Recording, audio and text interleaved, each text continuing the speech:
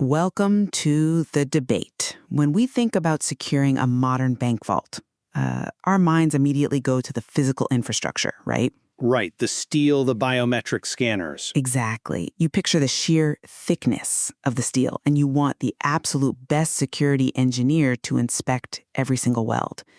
But if you were asked to do a comprehensive audit of that bank as a functioning institution, would you only send the security engineer? I mean, obviously not. You desperately need a financial auditor to actually walk inside, count the currency and assess the liquidity. Right, and ensure the board of directors is governing that wealth legally. You'd absolutely need the accountant to understand the value of what's inside. But the accountant isn't the one who can tell you if the biometric scanner can be spoofed by a photograph, or if the vault door will withstand a thermal lance. And that exact tension between verifying the value of an asset and verifying the mechanics of its protection is playing out in real time in the world of data privacy.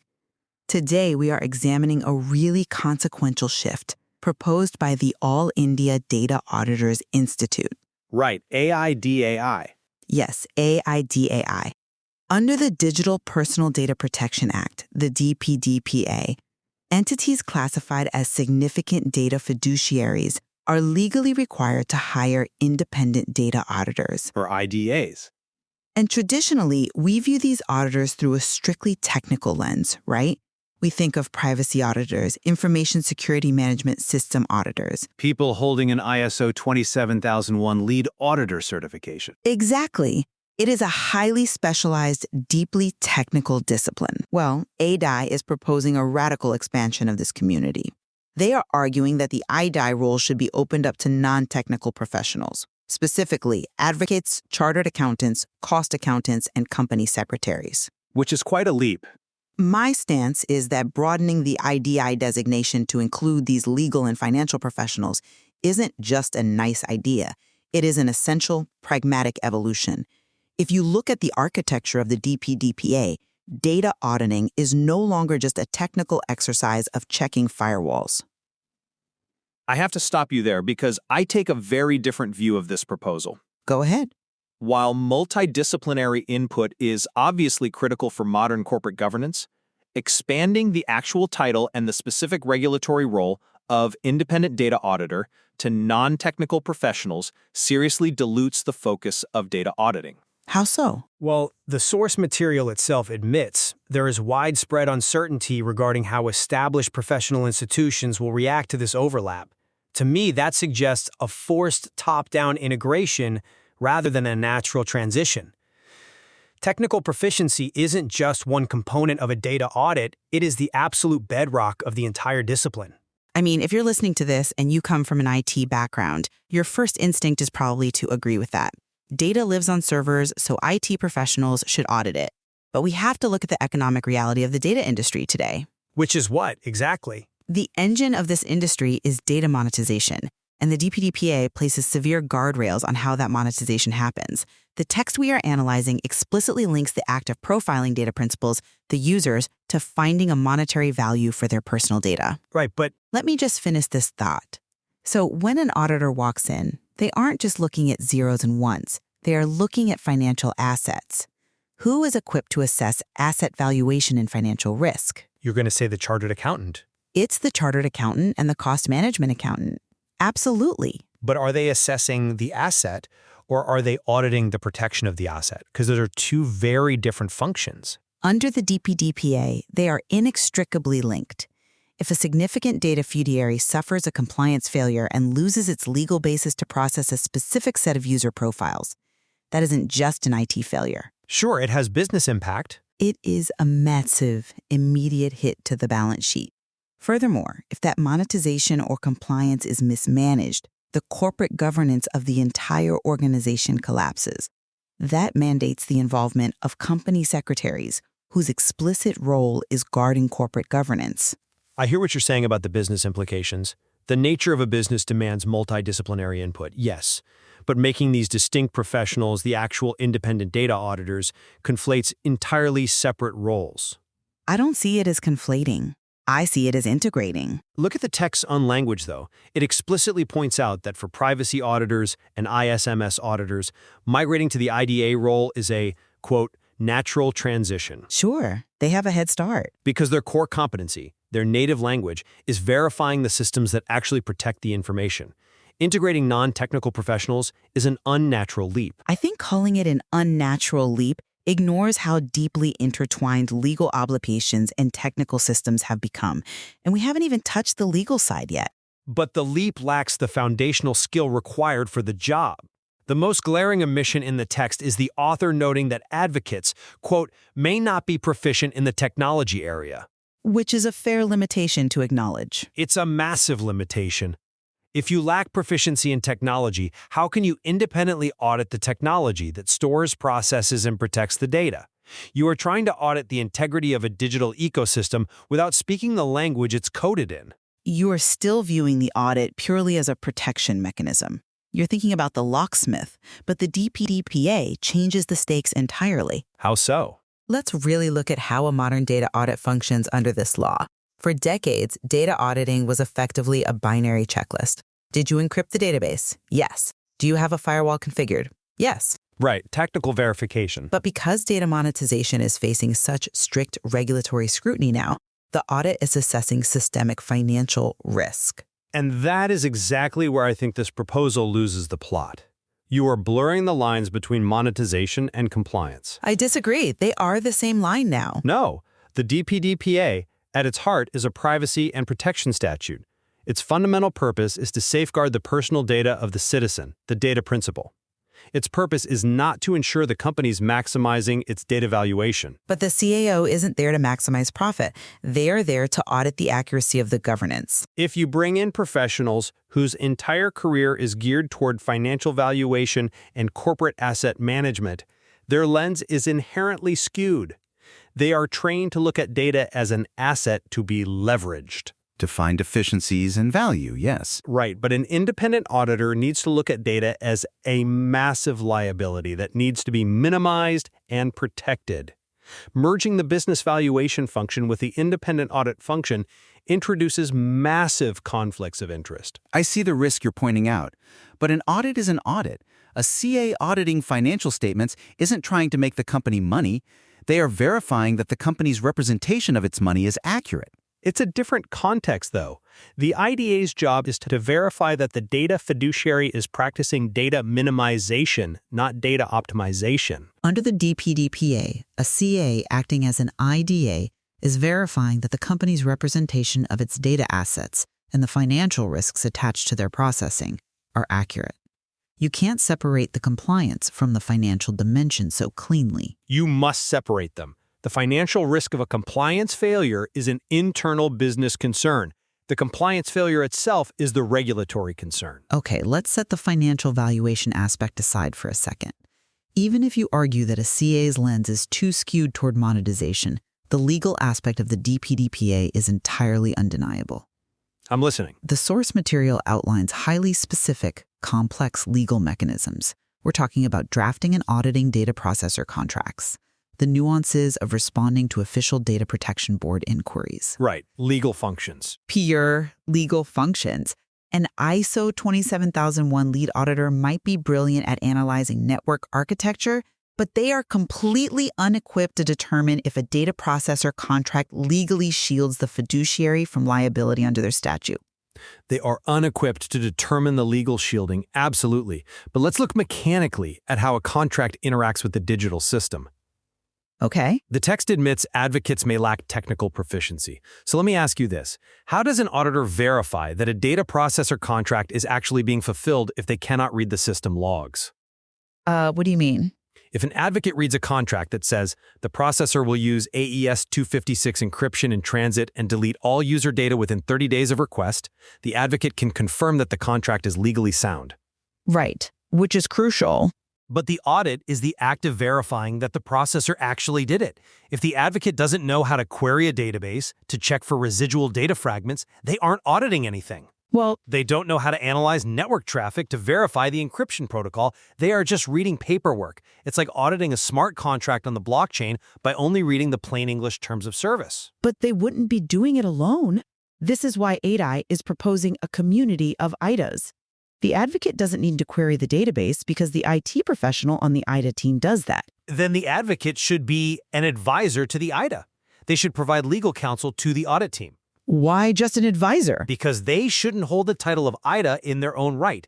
The title and the ultimate sign-off has to maintain a technical core because the medium is entirely technical. I push back on that because you're assuming the technical execution is the only failure point. What if the encryption is absolutely perfect, the data deletion scripts run flawlessly, but the data was collected without legally valid consent under the precise definitions of the DPDPA? Then it's a legal failure. Exactly, and the IT auditor signs off, says the system is perfectly secure, but the company is still fundamentally breaking the law because the legal basis for processing was flawed from the start. I see your point there. A technical auditor cannot interpret statutory definitions of consent. This is exactly why ADI leans heavily into this overarching philosophy mentioned in the text, Vasudeva Kutumbakam. The world is one family? Yes, it's a collaborative, integrated framework. They are arguing that you have to completely break down these traditional professional silos to tackle a law as sweeping as the DPDPA. But regulatory frameworks don't run on philosophy, right? You can't just have an IT guy briefly consulting a lawyer. You need the advocate, the CA, the company secretary, integrated as equals within the IDA designation. It is the only way to cover the entire spectrum of modern compliance. Vasudeva Kutumbakam is a beautiful philosophical concept. But as I said, regulations run on rigid, heavily guarded institutional mandates, and the text itself explicitly acknowledges this harsh reality. It acknowledges some uncertainty, sure. The author states, quote, I am presently uncertain about how the ICAI or ICMAI or ICS will react to their members being part of the IDA community. And then they ask the critical question, but will others reciprocate? Right. There is uncertainty, which is why AIDI is opening this up for debate and inviting views. It's a structural transition. It's more than uncertainty. It's a massive vulnerability in the entire initiative. Professional bodies like the Bar Council and the Institute of Chartered Accountants don't exist in a vacuum. No, of course not. They exist to maintain highly specific, legally binding standards for their professions. An advocate's mandate is governed by the Advocates Act. They have strict codes of conduct regarding attorney-client privilege. But they wouldn't be acting as the company's defense counsel. They would be acting as an independent auditor. But they are still bound by the disciplinary mechanisms of the Bar Council. An auditor, by definition, requires transparency and reporting obligations that often run directly counter to legal privilege. Chinese walls exist in professional services all the time. Blurring these lines by suddenly dubbing them data auditors under an entirely different regulatory framework doesn't naturally create harmony. It creates jurisdictional chaos. I think that's a bit hyperbolic. Is it? If an advocate acting as an IDA misinterprets a technical safeguard because they lack tech proficiency and signs off on a non-compliant system, who disciplines them? Well, the Data Protection Board, presumably. Does AIDA pull their IDA certification? Does the Bar Council suspend their license to practice law? Does the DPB fine them? The regulatory overlap is incredibly messy. The overlap is complex, yes. But I think you are underestimating the adaptability of these institutions. The ICAI, for instance, hasn't remained static. They've updated their standards, sure. They have continuously evolved their own auditing standards to include IT systems audits because they recognize that financial data doesn't exist in ledgers anymore. It exists on servers. But that doesn't mean a CA should run the data audit. AIDI isn't proposing that a CA suddenly configures a firewall. They're proposing that the CA audits the impact of the data governance. Let's look at the company secretary role as highlighted in the text. Okay, let's look at it. It says, if the compliance is not properly managed, the corporate governance suffers. The company secretary is legally bound to report on corporate governance to the board. Yes, they are. So how can they possibly fulfill their existing mandate if they are locked out of the data audit process? For a significant data fiduciary, data is the business. Therefore, data governance is corporate governance. That is exactly my point, though. Participating in corporate governance is fundamentally different from executing an independent system audit. I don't see why they can't be part of the audit team. I agree entirely that the company secretary must understand the outcomes of the data audit to report to the board. But that makes them a consumer of the audit's findings. It makes them a stakeholder. It does not make them the auditor. Why can't it be both? Because of independence and methodology. The text notes that privacy auditors and lead auditors of ISO 27001 transitioning to IDAys is natural because auditing systems against the standard is their daily reality. A technical standard. Right. They know how to construct a statistically valid sample of data sets. They know how to test technical controls. When you say an advocate audits the legal mechanics of a processing contract, you are talking about a legal review. Which is essential. Is fundamentally different from a system audit. But the DPDPA is a legal standard. It is a statute, not an ISO technical specification. Handling DPB inquiries, defining the bounds of the instrumentality of state, these are matters of statutory interpretation. True. A technical auditor simply cannot interpret the statute. If the Data Protection Board launches a deep dive inquiry into a fiduciary's consent architecture, they aren't going to ask the ISO 27001 auditor to defend the legal basis of the processing framework. No, they'd ask the lawyers. Exactly. They are going to demand answers from a legal professional. True, but defending the company in an inquiry is the role of the company's internal or external legal counsel. It is not the role of the independent data auditor. It's verifying the defenses are in place. The IDA is supposed to be an objective third party verifying compliance, much like an external financial auditor auditing a bank. If an advocate is helping draft the processor contracts, advising on the exemption status, and then acting as the IDA to audit those exact same mechanisms, Well, that wouldn't happen. you've completely destroyed the independence of the audit. You've conflated the advisor with the auditor. That implies the exact same advocate is doing both, which obviously wouldn't happen in a mature regulatory environment. An external advocate acting as the IDA would audit the internal counsel's contracts. Even so, It's the exact same mechanism as an external CA auditing an internal corporate finance department. The independence is maintained by the separation of personnel and firms, not by excluding the entire legal profession from the audit space. even if you perfectly maintain that separation of personnel, you inevitably return to the core deficit. They cannot independently verify the technical execution of the contract they are reading. We keep going in circles on this. They work with the tech team. They are relying entirely on the word of the IT professional next to them. If your signature goes on an audit verifying that user data is physically isolated in a specific geographic server to meet localization requirements, but you don't know how to trace a packet to verify that routing, your signature is essentially meaningless.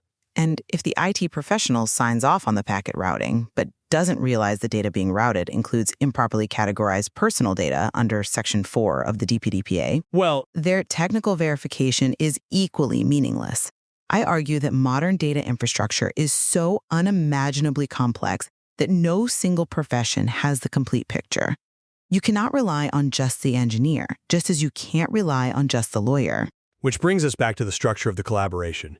Should the IDA be a single technical professional supported by a multidisciplinary advisory committee, or should the IDA title itself be fractured across all these non-technical professions, risking the regulatory chaos we discussed? Let's start to pull these threads together. Looking at the big picture laid out by AIDI, it is undeniably clear that the DPDPA has fundamentally changed the landscape. It absolutely has. From my perspective, data auditing has evolved from a purely technical IT exercise into a highly complex, interconnected web. We are dealing with data valuation driven by the realities of monetization, strict corporate governance requirements, and dense statutory compliance. Right. Because of this new reality, CAs, CMAs, company secretaries, and advocates must step into the IDEA role. A technical auditor working in isolation simply cannot assess the financial and legal dimensions of modern data fiduciaries. And my position remains that While modern data governance undoubtedly requires this multidisciplinary input from legal and financial experts, the core function of an auditor must remain deeply, rigorously technical. We'll have to agree to disagree on what the core is. Expanding the specific title of IDA to non-technical professionals risks diluting the efficacy of the audit, turning technical verification into mere legal and financial review. Furthermore, this approach faces massive hurdles from established professional bodies like the Bar Council and ICAI, who guard their mandates fiercely. They do. It is an unnatural integration that is likely to create profound regulatory friction. I think where we absolutely converge today is on the sheer magnitude of the challenge presented by the DPDPA. We both clearly agree that compliance for a significant data fiduciary is an incredibly complex undertaking. Oh, definitely. It is a monumental task that cannot be handled by a single IT professional working in a silo. The intersection of legal frameworks, corporate governance, and data monetization is the permanent new reality of the data industry. On that, we are in complete agreement. The landscape is far too complex for traditional silos. The old way of checking firewall configurations and calling it a day is over. Completely over. The real question we are wrestling with isn't whether legal and financial experts are needed. They absolutely are. The question is how we structure that regulatory collaboration without losing the technical rigor that actually protects the data principles information from a breach. Precisely. It requires us to look at data auditing not as a monolithic task, but as a spectrum of responsibilities. There's clearly much more to explore here, especially regarding how these deeply entrenched professional bodies will ultimately respond to ADI's call for collaboration. Will they embrace the philosophy of Vasudeva Kutumbakam and integrate, or will they fiercely protect their institutional borders? Given the history of regulatory bodies, we will likely see some intense battles over jurisdiction before we see harmony. Yeah, I think that's a safe bet. It really brings us right back to that bank vault. We know the vault needs both the security engineer to guarantee the doors and the accountant to value the assets inside. But as the regulations around what we can store, how we must govern it, and who is legally liable become increasingly complex, the real question is this: who ultimately holds the keys to the audit? And can they even speak each other's language? Thank you for joining us for the debate.